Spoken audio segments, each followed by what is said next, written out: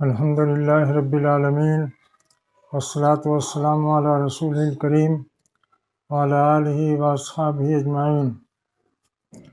رب اشرح لی صدری ویسر لی امری واحلل عقدۃ من لسانی یفقہوا قولی۔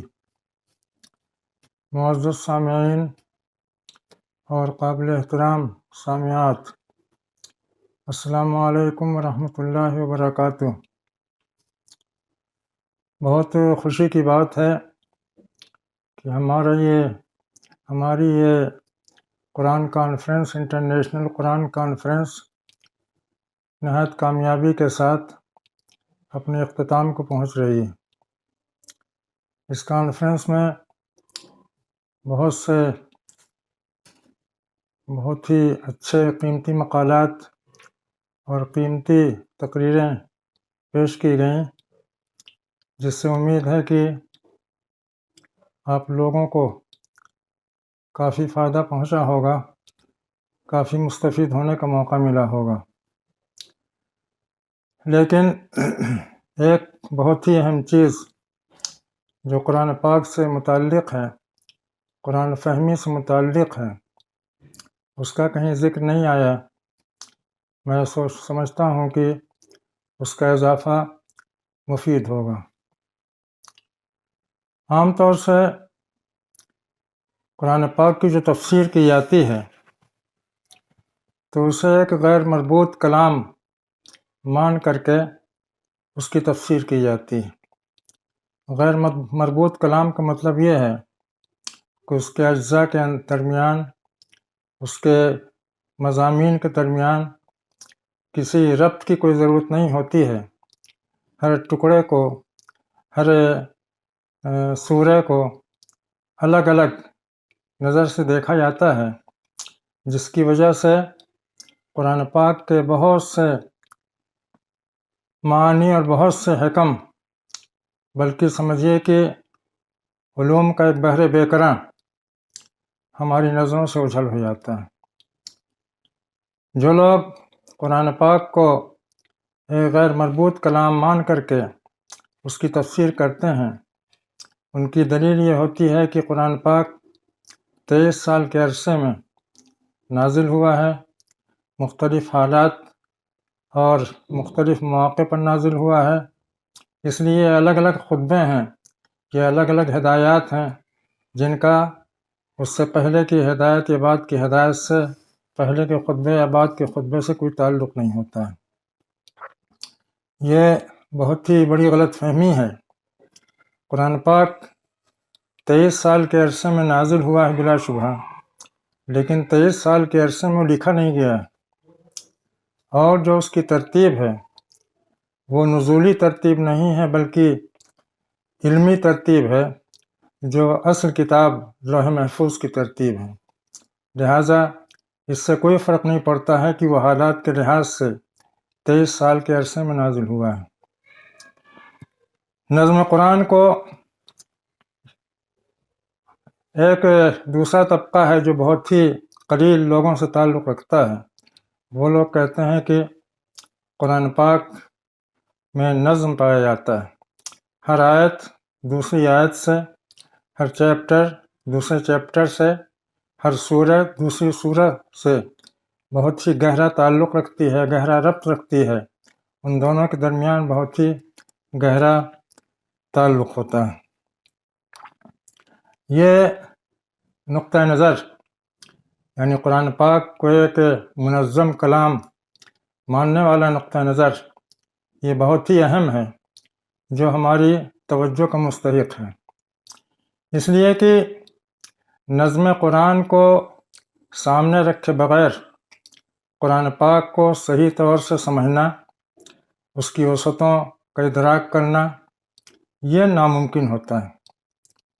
یہ ناممکن ہے۔ ہمارے پچھلی صدی کے عظیم مفسر امام محمد الدین فراہی رحمۃ اللہ علیہ کا یہ کہنا ہے کہ نظم کی تلاش اور نظم کی رعایت کے بغیر قرآن پاک کو سمجھنا ممکن نہیں ہے، اور یہ بات جہاں تک ہم نے اس پر غور کیا اور اس کا تجزیہ کیا اور اس کے لحاظ سے قرآن پاک کا مطالعہ کیا تو ہمیں محسوس یہ ہوا کہ یہ بات بہت ہی قیمتی ہے، بہت ہی صحیح ہے۔ نظم قرآن کا مطلب کیا ہوتا ہے؟ نظم قرآن کا مطلب یہ ہوتا ہے کہ قرآن پاک میں جتنی بھی صورتیں ہیں وہ آپس میں ایک دوسرے سے جڑی ہوئی ہیں، وہ آپس میں بہنیں ہیں۔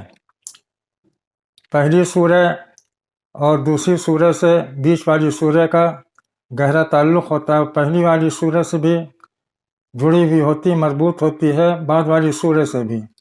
مثال کے طور پر سورہ بقرہ ہے تو سورہ بقرہ سے پہلے سورہ فاتحہ ہے، سورہ فاتحہ سے سورہ بقرہ کا نہایت گہرا تعلق ہے۔ اسی طرح سے سورہ بقرہ کے بعد سورہ آل عمران ہے، سورہ آل عمران کا سورہ بقرہ سے بہت گہرا تعلق ہے۔ اسی طرح سے سورہ بقرہ ایک لمبی سورہ ہے، اس لمبی سورہ کے تمام مضامین، تمام چیپٹرز آپس میں ایک دوسرے سے بہت ہی گہرا تعلق رکھتے ہیں۔ اس تعلق کو نظر انداز کرنے کی وجہ سے ہمارے علماء و مفسرین سے بڑی غلطیاں ہوئیں، بہت بھیانک غلطیاں ہوئیں۔ ہم چند غلطیوں کی طرف اشارہ کریں گے۔ ایک آیت ہے سورہ بقرہ کی، اللہ تعالیٰ نے فرمایا کہ لا يتخذ المؤمنون الكافرين اولیاء من دون المؤمنین ومن يفعل ذلك فليس من الله في شيء الا ان تتقوا منهم تقى۔ مومنین کے لیے یہ جائز نہیں ہے کہ وہ کافروں کو اپنا دوست، اپنا ہمراز، اپنا دمساز بنائیں۔ مومنین کو چھوڑ کر کے وہ کافروں کو اپنا ولی اور دوست بنائیں، اور جو ایسا کرے گا تو اللہ تعالیٰ سے اس کا کوئی تعلق نہیں ہوگا۔ الا ان تتقوا منہم تقا، الا یہ کہ تم ان سے بہت ہی دور رہو، ان سے کنارے رہو۔ اس کا ترجمہ عام طور سے لوگوں نے یہ کیا ہے کہ الا یہ کہ تمہیں ان سے خطرہ ہو، ڈر ہو، تو اس صورت میں تم ان کو ظاہری طور سے ولی بنا سکتے ہو، ان کو دوست بنا سکتے ہو۔ یہ بات سیاق و سباق سے، نظم کلام سے کوئی تعلق نہیں رکھتی، اس لیے کہ اس سے پہلے جو آیتیں آئی ہیں اس آیت میں یہ سکھایا گیا ہے کہ قل اللہم مالک الملک تؤتی الملک من تشاء وتنزع الملک ممن تشاء وتعز من تشاء وتذل من تشاء بیدک الخیر انک علی کل شیء قدیر۔ اے اللہ جو تمام کائنات کا، تمام اقتدار کا، تمام بادشاہتوں کا مالک ہے، جس کو تو چاہتا ہے عزت دیتا ہے، جس کو تو چاہتا ہے ذلت دیتا ہے، تیرے ہی ہاتھ میں خیر ہے۔ قل اللہم مالک الملک تؤتی الملک من تشاء، تو جس کو چاہتا ہے اقتدار دیتا ہے اور جس کو چاہتا ہے اقتدار سے محروم کر دیتا ہے، جس کو چاہتا ہے تو عزت دیتا ہے، جس کو چاہتا ہے تو ذلیل کر دیتا ہے۔ تیرے ہی ہاتھ میں ساری کامرانیاں ہیں، ساری خوبیاں ہیں، ساری کامیابیاں ہیں، تو ہر چیز پر قادر ہے۔ اس آیت کا یہ تقاضا ہے کہ ایک مومن کسی غیر اللہ سے خوف نہ کھائے، کسی غیر اللہ سے خوف نہ کھائے، مکمل طور سے اللہ تعالیٰ پر یقین رکھے، اللہ تعالیٰ کی نصرت پر یقین رکھے، اور یہ سمجھے کہ اللہ تعالیٰ اگر اس کے ساتھ ہے تو کوئی بھی اس کو کوئی نقصان نہیں پہنچا سکتا ہے۔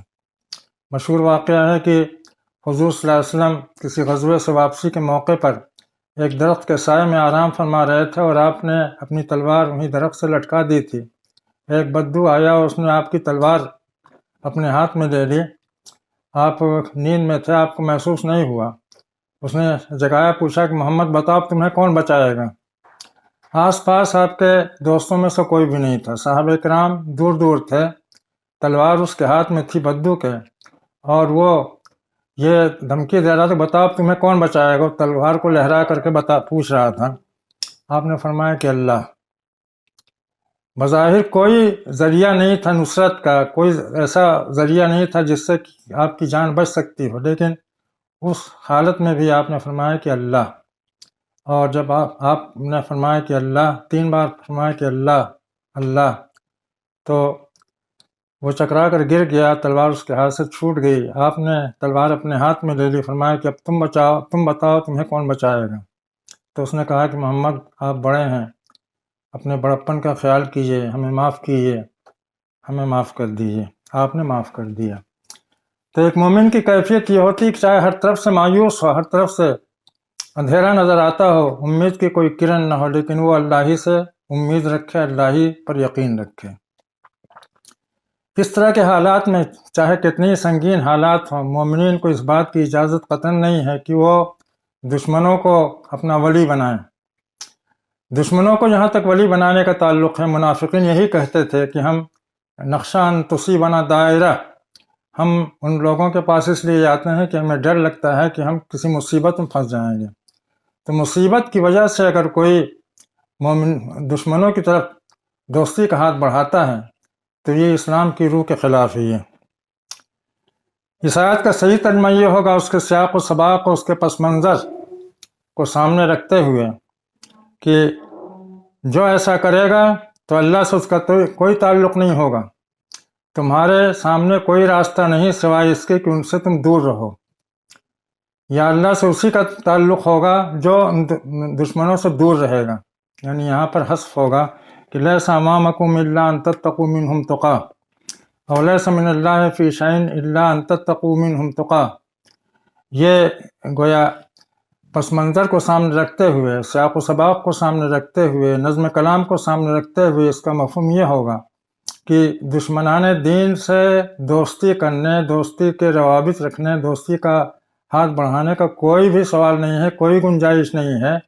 ان کے لیے ضروری ہے کہ وہ خالص اللہ سے، اللہ پر یقین رکھیں، اللہ پر توکل رکھیں، اللہ سے اپنے رشتے کو مضبوط کریں۔ اسی طرح سے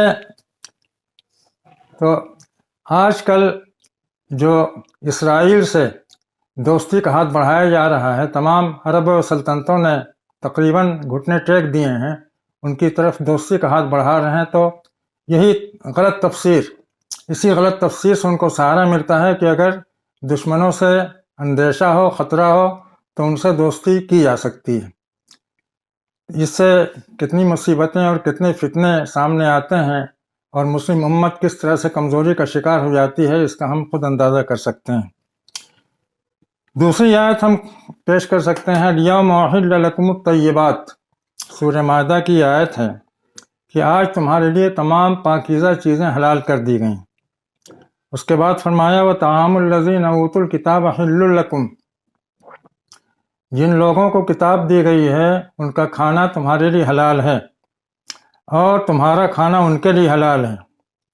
والمحصنات من المؤمنات، اور پاکیزہ نیک شریف مومن خواتین، اور نیک خواتین ان لوگوں میں سے جنہیں کتاب دی گئی، یعنی اہل کتاب کی نیک خواتین۔ یہ آیت ہے، اس آیت میں عام طور سے لوگوں نے ٹھوکر کھائی ہے۔ ایک تو یہ کہ انہوں نے اہل کتاب کے ذبیحے کو حلال کر دیا کہ اہل کتاب کا کھانا کھانے کی اجازت دی گئی ہے، تو اہل کتاب ظاہر ہے کہ وہ اپنے لحاظ سے جانوروں کو ذبح کرتے ہیں۔ وہ عیسیٰ ابن مریم کو اللہ کا بیٹا کہتے ہیں، ان کے نام سے ذبح کرتے ہیں۔ یہود عزیر کو اللہ کا بیٹا کہتے ہیں، ان کے نام سے ذبح کرتے ہیں۔ تو اس کا مطلب یہ ہے کہ اگر یہود اور نصارہ کے کھانے کو ایسے ہی جائز کر دیا جائے تو پھر اللہ تعالیٰ کا ارشاد ہے دوسری سورہ میں، سورہ انعام میں، وَلَا تَأْكُلُوا مِمَّا لَمْ يُذْكَرِ اسْمُ اللَّهِ عَلَيْهِ وَإِنَّهُ لَفِسْقٌ، جس ذبیحے پر، جس جانور پر اللہ کا نام نہ لیا گیا ہو اس کو تم نہ کھاؤ، اس لیے کہ وہ فسق ہے، وہ ناپاک ہے، وہ حرام ہے وہ۔ تو ہم اس کو کیسے جوڑ سکتے ہیں، دونوں سے، دونوں باتوں کو کیسے جوڑ سکتے ہیں؟ تو جس جانور پر اللہ کا نام نہیں لیا گیا وہ جانور کسی طور سے ہمارے لیے حلال نہیں ہو سکتا ہے، چاہے یہودیوں کا ہو، چاہے عیسائیوں کا ہو، چاہے ہندوؤں کا ہو، چاہے کسی بھی قوم کا ہو۔ ضروری ہے کہ ایک مسلم اللہ کا نام لے کر کے جانور کو ذبح کرے، وہی جانور ہمارے لیے حلال ہوگا، اس کے علاوہ کوئی جانور حلال نہیں ہوگا۔ اس میں نظم کلام کی کیا بات ہے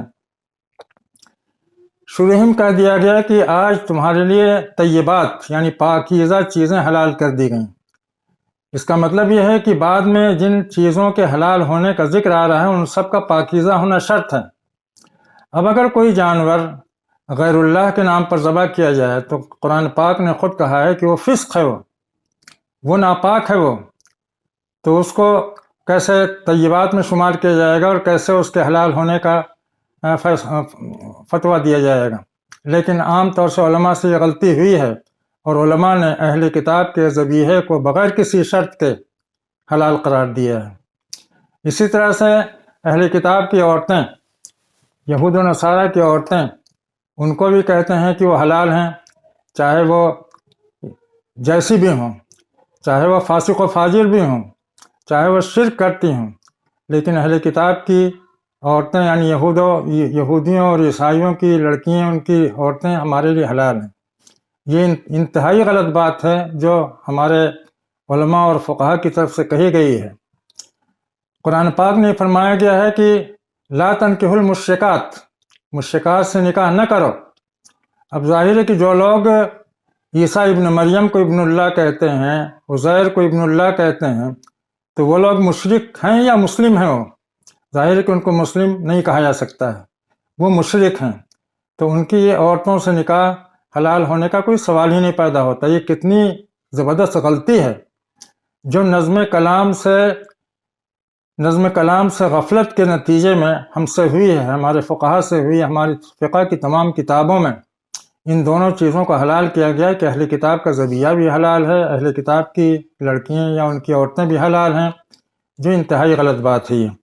یہ نظم کلام سے غفلت کا نتیجہ ہے۔ نظم کلام سے غفلت کے نتیجے میں کتنی بڑی بڑی غلطیاں ہوتی ہیں۔ ایک تیسری مثال ہے قُلْ لَا أَجِدُ فِي مَا أُوحِيَ إِلَيَّ مُحَرَّمًا عَلَىٰ طَاعِمٍ يَطْعَمُهُ۔ سورہ نام کی آیت ہے کہ اللہ تعالیٰ نے فرمایا کہہ دو کہ میری طرف جو وحی کی گئی ہے اس میں کوئی چیز حرام میں نہیں پاتا ہوں کسی کھانے والے پر، کوئی چیز حرام نہیں پاتا ہوں الا یہ کہ وہ مردار ہو، یا بہتا ہوا خون ہو، یا خنزیر کا گوشت ہو اس لیے کہ وہ ناپاک ہے، یا وہ جانور ہو جو غیر اللہ کے نام پر حلال کیا گیا ہو۔ یہ آیت آئی ہے سورہ نام میں۔ سورہ نام میں اس سے پہلے ایک لمبا چیپٹر ہے جس میں مشرکین کی گمراہیوں کا تذکرہ ہے جو جانوروں کے سلسلے میں کیا کرتے تھے۔ یہاں پر پوری گفتگو انعام کے بارے میں چل رہی ہے۔ انعام کا مطلب یہ ہے کہ وہ جانور جن کو اللہ تعالیٰ نے کھانے ہی کے لیے پیدا کیے ہیں۔ مثال کے طور پر بھیڑ بکری ہے، یا گائے ہے، یا اونٹ ہے، یہ جانور کھانے کے لیے پیدا کیے گئے ہیں۔ ان جانوروں کے سلسلے میں اہل عرب کے ہاں بہت سی گمراہیاں تھیں، بہت سے غلط عقیدے تھے۔ یہ جانور عورتوں کے لیے حلال ہے، یہ جانور مردوں کے لیے حلال ہے، یہ جانور دونوں کے لیے حلال ہے، اور نہ جانے کیا کیا چیزیں ہوتی تھیں۔ تو انعام کے سیاق میں کہا گیا ہے کہ یہ چیزیں صرف حرام ہیں، یعنی مردار ہو، یا خون ہو، یا خنزیر کا گوشت ہو، یا غیر اللہ کے نام پر ذبح کیا ہوا جانور ہو، بس یہ چیزیں حرام ہیں انعام کے اندر، سارے جانوروں کے اندر نہیں، انعام کے اندر۔ بہت سے فقہاء و مفسرین نے اس کو بالکل عام کر دیا ہے کہ تمام دنیا بھر کے جتنے جانور ہیں، چاہے وہ درندے ہوں، چاہے وہ سانپ بچھو ہوں، چاہے بندر ہوں، چاہے گدھے ہوں، وہ سب کے سب حلال ہیں، اس لیے کہ صرف ان چار چیزوں کو حرام کیا گیا ہے۔ تو انہوں نے بالکل اس کو عام کر دیا ہے، اس کو نظم کلام سے، سیاق و سباق سے بالکل کاٹ دیا ہے، جس کے نتیجے میں اتنی بھینکر غلطیاں ہوئی۔ بہت سے لوگ کہتے ہیں کہ بندر بھی حلال ہے، اور کہتے ہیں کہ گدھا بھی حلال ہے، اور وہ کہتے ہیں کہ سانپ کا گوشت بھی حلال ہے، اور پتہ نہیں کیا کیا چیزیں حلال کرتے ہیں، صرف اس وجہ سے کہ انہوں نے اس آیت کی تفسیر کرتے ہوئے نظم کلام کا لحاظ نہیں کیا۔ یہ نہیں دیکھا ہے کہ گفتگو کس چیز کی چل رہی ہے، کس سیاق میں چل رہی ہے، اور کس پر گفتگو ہو رہی ہے۔ تو یہ اس سے آپ اندازہ لگا سکتے ہیں ان تینوں مثالوں سے کہ نظم کلام سے غفلت کے نتیجے میں کتنی بھینکر غلطیاں ہوتی ہیں اور ہوئی ہیں، اور ہمارے لٹریچر میں موجود ہیں۔ تو حقیقت یہ ہے کہ امام احمد الدین فرائی رحمۃ اللہ علیہ نے جو فرمایا ہے کہ نظم کی رعایت کے بغیر قرآن پاک کو سمجھا نہیں جا سکتا ہے، قرآن پاک کا فہم ممکن نہیں ہے، وہ 100% بات صحیح ہے۔ اسی طرح سے مشہور چیز ہے کہ قرآن پاک میں ناسخ اور منسوخ ہیں۔ ناسخ اور منسوخ کی بحث ہے۔ آپ تصور کیجئے کہ کتنی غلط بات ہے یہ کہ قرآن پاک میں کہا جائے کچھ آیتیں منسوخ ہو گئی ہیں۔ قرآن جو کتاب اللہ تعالیٰ کی طرف سے تازہ نازل ہو رہی ہوتی ہے وہ صرف ناسخ ہوتی، منسوخ نہیں ہوا کرتی ہے۔ قرآن پاک نے پچھلی چیزوں کو تو منسوخ کیا ہے، لیکن خود جو نازل ہونے والی آیتیں ہیں جو نبی صلی اللہ علیہ وسلم پر نازل ہو رہی ان میں کوئی ایک آیت بھی منسوخ نہیں ہے، لیکن لوگوں نے ناسخ اور منسوخ کا پوری ایک بحث چھیڑی ہے، اس پر لائبریریاں تیار کی گئی ہیں، لائبریریاں تیار ہو گئی ہیں ناسخ و منسوخ کی کتابوں پر۔ اس کی وجہ سے ہمیں کتنا نقصان پہنچا ہے آپ اندازہ نہیں کر سکتے ہیں۔ اس کی وجہ کیا ہے؟ اس کی وجہ ہے کہ قرآن پاک میں 2 جگہ نسخ کا ذکر آیا ہے۔ ما ننسخ من آیت او ننسها نأت بخیر منہا او مثلہا، ہم کسی بھی آیت کو منسوخ نہیں کریں گے یا اس کو بھلائیں گے نہیں، مگر یہ کہ ہم اس سے بہتر حکم لے کر کے آئیں گے یا اسی جیسا حکم لے کر کے آئیں گے۔ یہ سورہ بقرہ کی آیت ہے۔ سورہ بقرہ میں یہود و نصارہ اہل کتاب کی بہت سی چیزوں کو منسوخ کیا گیا ہے، تو اس پر وہ ہنگامہ کرتے تھے کہ یہ بھی تو اللہ کی طرف سے ہے۔ تو یہ فرمایا گیا کہ ہم جو کچھ بھی منسوخ کریں گے، جو بات بھی منسوخ کریں گے، اس سے بہتر بات لے کر کے آئیں گے۔ تو بہتر بات ظاہر ہے کہ قرآن پاک کے ذریعے سے آئے گی۔ منسوخ بات جو ہے وہ تورات و انجیل میں جو تحریفات کی ہیں اس کی ہے یہ۔ اسی طرح سے ایک دوسری جگہ ہے وَإِذَا بَدَّلْنَا آیَةً مَكَانَ آیَةٍ، جب ہم ایک حکم کے بدلے دوسرا حکم لاتے ہیں اور اللہ جانتا ہے کہ وہ کیا چیز نازل کر رہا ہے، تو کہتے ہیں کہ تم گڑھ رہے ہو اپنی طرف سے۔ یہ آیت سورہ نحل میں آئی ہے۔ سورہ نحل میں مشرکین کی گمراہیوں کا تفصیل سے تذکرہ ہے، ان کی کتنی بدعقیدگیاں تھیں، انہوں نے دین کے اندر، شریعت کے اندر کتنی ملاوٹیں کر دی تھیں، کتنے اضافے کر دیے تھے۔ تو اس کی تصحیح کی گئی ہے، اس کی اصلاح کی گئی ہے، ان گمراہیوں کو منسوخ کر کے بدل کر کے صحیح جو دین ابراہیمی ہے اس کو اجاگر کیا گیا ہے، اس کو وہ کیا گیا ہے، سامنے لایا گیا ہے۔ تو اب ناسخ اور منسوخ کا قرآن پاک سے کوئی تعلق ہے ہی نہیں۔ قرآن پاک نے پچھلی شریعتوں کو منسوخ کیا ہے، اپنی کسی آیت کو منسوخ نہیں کیا ہے۔ قرآن پاک کی کوئی آیت بدلی نہیں گئی ہے، قرآن پاک کی کوئی آیت بھلائی نہیں گئی ہے، لیکن ہماری کتابوں میں ایک لمبی بحث چلتی ہے کہ کتنے ناسخ ہیں، کتنے منسوخ ہیں، اور اس پر لائبریریاں تیار کر دی گئی ہیں۔ یہ ظاہر ہے کہ بالکل ہی غلط بات ہے، جس کو ہم یہاں جس کی تفصیل میں جانے کا موقع نہیں ہے۔ تو کہنے کا مطلب یہ ہے کہ نظم قرآن کی بڑی اہمیت ہے۔ نظم قرآن کو سامنے رکھے بغیر اگر ہم قرآن پاک کو صحیح طور سے سمجھنا چاہتے ہیں تو یہ ممکن نہیں ہے۔ اس میں قدم قدم پر ہم کو ٹھوکریں لگیں گی اور قدم قدم پر ہم سے غلطیاں ہوں گی۔ ایک بات لوگوں نے کہی ہے، بہت اچھی کہی ہے، کہ افضل تفسیر القرآن ہوا تفسیر القرآن بالقرآن۔ قرآن پاک کی سب سے اچھی تفسیر وہ ہے جو قرآن کے ذریعے سے کی جائے، قرآن کی تفسیر قرآن کے ذریعے سے۔ یہ بہت ہی اچھا نقطہ نظر ہے، بہت اچھا آئیڈیا ہے، لیکن اس نقطہ نظر کو لوگ سنبھال نہیں سکیں۔ کہنے والے نے کہہ دیا ہے لیکن اس کو سنبھال نہیں سکیں۔ لوگوں نے تفسیر القرآن بالقرآن کو چند آیتوں تک محدود کر دیا ہے۔ ایسا نہیں کہ پورے قرآن کی تفسیر قرآن کے ذریعے سے، قرآن کی روشنی میں کی گئی ہے، ایسا نہیں، بلکہ چند آیتیں جو واضح طور سے ایک دوسرے کی وضاحت کر رہی ہیں وہ مثال پیش کی جاتی ہیں۔ مثال کے طور پر حضرت آدم اور ابلیس کا جو قصہ ہے، اور حضرت آدم علیہ السلام سے غلطی ہوئی تھی، انہوں نے اس درخت کو چکھ لیا تھا جس سے کہ منع کیا گیا تھا، اور ان کو جنت سے نکال دیا گیا، تو اس سلسلے میں آتا ہے کہ فتلقى آدم من ربہ کلمات، یہ سورہ بقرہ میں آیت آئی ہے کہ آدم نے اپنے رب کی طرف سے کچھ جملے کچھ اخذ کیے، حاصل کیے، یا اللہ تعالیٰ نے ان کو کچھ جملے سکھائے، لیکن اس کی وضاحت نہیں ہے۔ اس کی وضاحت سورہ اعراف میں آئی ہے۔ انہوں نے کہا کہ ربنا ظلمنا انفسنا، اے رب ہم نے اپنے اوپر ظلم کیا ہے، اور اگر تو ہمیں معاف نہیں کرے گا اور ہم پر رحم نہیں کرے گا تو ہم بہت ہی گھاٹے میں ہوں گے۔ ربنا ظلمنا انفسنا وان لم تغفر لنا وترحمنا لنکونن من الخاسرین۔ تو یہ کہا جاتا ہے کہ یہ دعا جو ہے، یہ کلمات فتلقى آدم من ربہ کلمات کی تشریح ہے، تو یہ تفسیر القرآن بالقرآن ہے۔ اسی طرح سے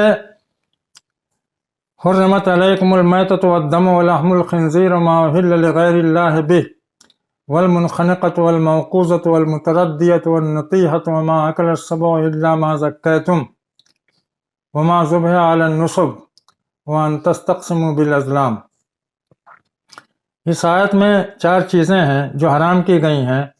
حرمت علیکم المیتۃ والدم ولحم الخنزیر، مردار، خون، خنزیر کا گوشت، اور جو غیر اللہ کے نام پر ذبح کیا جائے۔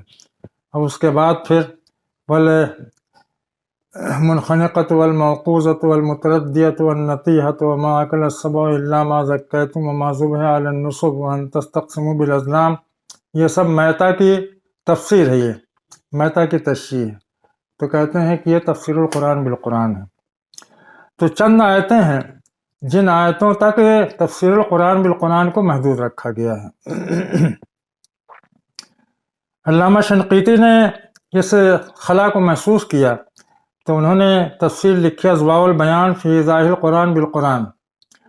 یہ انہوں نے تفسیر لکھی اور اس میں انہوں نے کوشش کی کہ قرآن کے ذریعے سے قرآن پاک کی تفسیر کی جائے، لیکن اس میں وہ بہت زیادہ کامیاب نہیں ہوئے، اس لیے کہ وہ ترتیب سے تمام آیتوں کو لے کر کے نہیں چلے، بلکہ جستہ جستہ ایک آیت لی، اس پر گفتگو کی، اس کے بعد 20 آیتیں چھوڑ کر کے 21ویں آیت پر انہوں نے گفتگو، پھر اس کو چھوڑ کر کے 40ویں آیت لی انہوں نے۔ اس طرح سے بہت لمبا لمبا گیپ انہوں نے چھوڑا، اور جو گفتگو کی ہے اس میں بھی انہوں نے خالص قرآن پاک سے قرآن پاک کی تفسیر نہیں کی ہے، بلکہ اس میں بہت سی چیزیں، لوگوں کے اقوال، آثار، روایات، اس سب سے مدد لی ہے۔ تو یہ تفسیر القرآن بالقرآن کا نہایت ہی محدود مفہوم ہے۔ یہ تفسیر القرآن بالقرآن ممکن نہیں اس وقت تک جب کہ ہم نظم آیات، نظم کلام، نظم قرآن کے فلسفے کو قبول نہ کریں۔ نظم آیات اور نظم کلام کے فلسفے کو قبول کرنے کا مطلب یہ ہے کہ ہم پہلی آیت سے لے کر کے آخری آیت، سورہ ناس کی آخری آیت، یا سورہ فاتحہ سے لے کر کے سورہ ناس تک ہم ایک دوسرے کے تعلق کو سمجھنے کی کوشش کریں، اور اس تعلق سے، اس سیاق و سباق کو سامنے رکھ کر کے آیتوں کی تشریح کریں۔ جب ہم سیاق و سباق کو، نظم کلام کو، ربط کو سامنے رکھیں گے تو پھر ایسا ہے کہ پورا قرآن پاک ہمارے لیے بہت ہی واضح ہو جائے گا، اس کی تفسیر آسان ہو جائے گی، اور ہم ان بہت ساری غلطیوں سے محفوظ رہیں گے جن غلطیوں میں لوگ پڑے ہیں نظم قرآن کو نظر انداز کر کے۔ تفسیر القرآن بالقرآن یہ نظم کلام کے فلسفے کو قبول کیے بغیر ممکن نہیں ہے، اور اگر نظم کلام کا لحاظ کیا جائے تو پورے قرآن پاک کی تفسیر قرآن پاک کی روشنی میں کی جا سکتی ہے، اور لوگوں نے اس طرح کی کوششیں کی ہیں اور اس میں الحمدللہ کامیاب ہیں۔ ایک اور بات سامنے رکھنے کی ہے کہ نظم کلام کو یا نظم آیات کو سامنے رکھنے سے، اس کی جستجو کرنے سے غور و فکر کی دنیا بہت وسیع ہو جاتی ہے۔ اگر ہم نظم آیات کو سامنے نہ رکھیں، صرف آیتوں کو سمجھنے کی کوشش کریں، تو اس میں پھر کیا چیز رہ جاتی ہے؟ اس میں یہ ہے کہ اس آیت کے اندر کیا مشکل الفاظ ہیں، ان الفاظ کے کیا معنی ہیں، کیا ترکیب ہے اس کی، اور اس ترکیب کو کیسے جوڑیں گے اور اس کے بعد پھر اس کا ترجمہ کیا ہوگا اور لوگوں نے اس کا کیا ترجمہ کیا ہے، بس اسی تک ہماری تفسیر محدود ہوتی ہے۔ لیکن جب نظم آیات کی جستجو ہم کریں گے، نظم کلام پر غور کریں گے، آیات کے سیاق و سباق پر غور کریں گے، تو ہماری سوچنے سمجھنے کی دنیا بہت وسیع ہو جاتی ہے۔ نبی کریم صلی اللہ علیہ وسلم ظاہر ہے کہ آپ پر قرآن پاک نازل ہوا، اور قرآن پاک کو آپ اسی طور سے نظم کے اعتبار سے غور کرتے تھے، اور اس کے نتیجے میں جو ہم دیکھتے ہیں کہ احادیث کا ایک بحر ذخار ہے۔ یہ سب احادیث کیا ہیں؟ یہ سب احادیث اسی قرآن پاک سے نکلی ہوئی شعائیں ہیں، اسی قرآن پاک سے مستنبط کی ہوئی باتیں ہیں۔ اگر نظم کو نظر انداز کر دیا جائے تو پھر ان احادیث کے لیے بڑا مشکل ہو جاتا ہے، ان احادیث کو سمجھنا بھی مشکل ہو جاتا ہے، ان کے صحیح اور غلط میں تمیز کرنا بھی مشکل ہو جاتا ہے۔ اور یہ بات جو ہم کہہ رہے ہیں کہ تمام حدیثیں صحیح حدیثیں قرآن پاک سے مستنبط ہیں، یہ ہماری اپنی بات نہیں ہے۔ صحابہ کرام بھی یہی بات کہتے تھے، تابعین بھی یہی بات کہتے تھے، بعد کے جو قابل ذکر علماء ہیں وہ بھی یہی بات کہتے تھے۔ مثال کے طور پر حضرت عبداللہ ابن مسعود رضی اللہ تعالیٰ عنہ، جن کا درجہ صحابہ کرام میں بہت ہی نمایاں تھا قرآن فہمی کے اعتبار سے، اور آپ نے فرمایا تھا کہ جس کو قرآن پاک پڑھنا ہو تو وہ ان سے پڑھیں، تو آپ نے حضرت عبداللہ ابن مسعود کا نام لیا تھا، تو وہی ابن کعب کا نام لیا تھا، اور کسی اور کا نام لیا تھا۔ تو حضرت عبداللہ ابن مسعود فرماتے ہیں کہ اذا حدثتکم بحدیث انبأتکم بتصدیقہ من کتاب اللہ، میں کوئی بھی حدیث تم سے بیان کروں تو میں یہ بتا سکتا ہوں کہ یہ حدیث قرآن پاک کی کس آیت سے ماخوذ ہے۔ اسی طرح سے ان کے حضرت عبداللہ ابن عباس کے شاگرد تھے سعید ابن جبیر، وہ کہتے ہیں کہ ما بلغنی حدیث عن رسول اللہ صلی اللہ علیہ وسلم علی وجہہ الا وجدت مصداقہ فی کتاب اللہ، میرے پاس کوئی بھی صحیح حدیث نہیں پہنچی مگر یہ کہ اس کی تائید یا اس کی اصل ہمیں قرآن پاک میں مل گئی، اس کا مصداق ہمیں قرآن پاک میں مل گیا۔ اسی طرح سے ایک تابعی ہیں مسروق، کو کہتے ہیں کہ ما تساءل اصحاب رسول اللہ عن شیء الا وعلمہ فی القرآن ولکن قصر علمنا عنہ، وہ کہتے ہیں کہ اصحاب رسول اللہ صلی اللہ علیہ وسلم جن چیزوں کے بارے میں پوچھتے تھے اس سب کی معلومات، اس سب کا علم قرآن پاک میں موجود تھا، لیکن ہمارا علم وہاں تک پہنچنے سے قاصر رہا، ہم اس تک پہنچ نہیں سکے۔ امام شافعی رحمۃ اللہ علیہ فرماتے ہیں کہ جمیع السنت شرح للقرآن، جتنی بھی صحیح حدیثیں ہیں، سنت ہے، وہ سب قرآن پاک کی شرح ہیں۔ جمیع ما حکم بہ النبی صلی اللہ علیہ وسلم فہو مما فہمہ من القرآن، آپ نے جتنے بھی فیصلے دیے ہیں، جتنے بھی فتوے دیے ہیں، وہ سب قرآن پاک سے سمجھے ہوئے ہیں، قرآن پاک سے آپ نے سمجھا۔ خود نبی صلی اللہ علیہ وسلم کا ارشاد ہے انی لا احل الا ما احل اللہ ولا احرم الا ما حرم اللہ فی کتابہ، آپ نے فرمایا کہ میں وہی چیز حلال کرتا ہوں جس کو اللہ نے حلال کیا ہے، اور اسی چیز کو حرام کیا ہے میں نے جس کو کہ اللہ نے اپنی کتاب میں حرام کیا ہے۔ اس سے یہ بات سمجھی جا سکتی ہے کہ نبی کریم صلی اللہ علیہ وسلم کے جتنے بھی فیصلے تھے، جتنے بھی فتاویٰ تھے، وہ سب قرآن پاک سے ہی ماخوذ ہوتے تھے۔ اس سے آپ اندازہ کر سکتے ہیں کہ قرآن پاک کی دنیا کتنی وسیع ہے۔ قرآن پاک کے بارے میں یہ کہا جاتا ہے کہ اس کا علم کبھی ختم نہیں ہو سکتا ہے، اس کے عجائب کا کوئی سرا نہیں ہے، یہ ایسا سمندر ہے جس کی تہ تک نہیں پہنچا جا سکتا ہے۔ تو یہ کیا چیز ہے؟ اگر صرف الفاظ کے ترجموں کو یا الفاظ کے مفہوم کو ہم دیکھیں تو وہ تو لوگوں نے دریافت کر لیا ہے، لوگوں نے ترجمے کیے ہیں، قرآن پاک کی آیتوں کے ترجمے کر ڈالے ہیں، تفسیریں لکھ ڈالی ہیں۔ اصل میں یہ ہے کہ نظم کلام کی باریکیوں سے قرآن پاک کے اندر کتنی وسعت آ جاتی ہے، اور کیسا علوم کا سمندر اس کے اندر ٹھانٹھے مارتا ہوا دکھائی دیتا ہے۔ یہ نظم کلام کی برکت ہوتی ہے۔ نظم کلام سے قرآن پاک جو ہے بالکل لامحدود کتاب بن جاتا ہے، علوم کا بحر ذخار بن جاتا ہے، اور اگر نظم کلام کو نظر انداز کر دیں تو قرآن پاک ایک محدود کتاب بن جاتی ہے۔ ایک چیز اور آخر میں ہم کہنا چاہتے ہیں کہ قرآن پاک کا مطالعہ کرنے کے لیے تفاسیر سے ابتدا نہیں کرنی چاہیے۔ تفاسیر سے جو ہم ابتدا کرتے ہیں تو ہمارا ذہن کچھ چیزوں میں بندھ جاتا ہے، کچھ چیزوں میں ہم گھوم پھر کر کے رہتے ہیں، آزادی کے ساتھ وسیع دنیا میں غور کرنے کی توفیق نہیں ہوتی ہے۔ قرآن پاک کو پڑھنے کا صحیح طریقہ یہ ہے کہ اپنے طور سے قرآن پاک پر پہلے غور کیجیے، خود غور کیجیے۔ اگر عربی جانتے ہیں تب تو کوئی مسئلہ نہیں ہے، آپ آسانی کے ساتھ قرآن پاک کی آیات پر عربی زبان و ادب کی روشنی میں، عربی اسالیب کی روشنی میں غور و فکر کر سکتے ہیں۔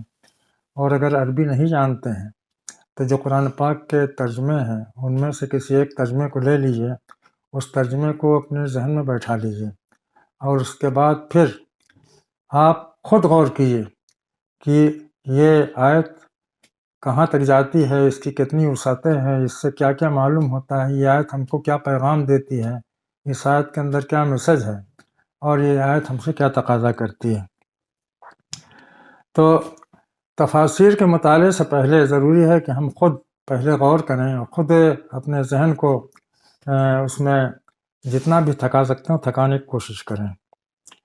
ایک آسان طریقہ لوگوں نے یہ اختیار کر لیا ہے، تفسیر بالمعصور، یعنی مطلب یہ ہے کہ روایات کے ذریعے سے، آثار کے ذریعے سے جو تفسیریں ہم تک پہنچی ہیں لوگوں کی، تو اس سے جو تفسیر کرتے ہیں اس کو کہتے ہیں تفسیر بالمعصور۔ تفسیر بالمعصور یہ ایسی چیز ہے جو ایک شاخ نازک کی حیثیت رکھتی ہے کہ اس پر جو آشیانہ بنائے گا خطرے سے خالی نہیں ہوگا۔ تفسیر بالمعصور کا مطلب یہ ہے کہ وہ چیزیں جو منقول ہیں ان میں صحیح حدیثیں بہت کم ہیں، صحابہ کرام کے صحیح اقوال بہت کم ہیں، زیادہ تر چیزیں یا تو گڑھی ہوئی ہیں یا اسرائیلیات ہیں جو بنی اسرائیل سے، یہود و نصارہ سے ہمارے دین میں داخل ہوئی ہیں روایتوں کی شکل میں۔ تو تفسیر بالمعصور کا بیشتر حصہ اسرائیلیات یا موضوعات، کمزور روایات پر مبنی ہے۔ تو اگر ہم تفسیر بالمعصور پر اعتماد کرتے ہیں تو اس کا مطلب یہ ہے کہ قرآن پاک کی صحیح رونق، اس کی صحیح روشنی، اس کی صحیح لذت سے ہم بہت دور رہیں گے۔